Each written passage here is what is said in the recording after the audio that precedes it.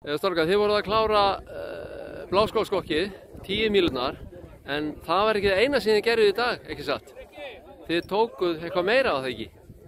Það byrjaði þannig að við erum í æfingahelgi með æði 3 og þessi meistari hérna, hann vildi endilega bæta smá hlaup í þetta og við byrjum á því að hlaupa yfir á byrjunarstaðinn til þess að taka keppnislaupið tilbaka. Já, þannig að það voru 32 sem liggja. Já. Reynda bara 30 hjá mér. Ég skráði mig á undan án þess að þið vissu sko. Báðum að kíkja með minni í sundlaugið til að tala við mann. Já. Kom svo út með númer og búinn að skrá mig 8 km. Þá vildu þeir gera betur og þeir fóru í 5 mílur og þeir fóru í 10 mílur. Þannig að ég hljóp bara 30. Jæja, ok. Það skyndi ákvörðun dagsins. Já.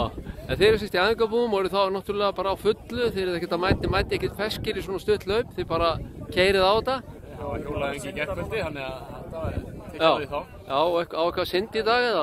Já, Laugavatnið. Laugavatnið. Traust ætlar að taka á okkur hérna. Já. Reynslu boltinn sem er bak við þarna.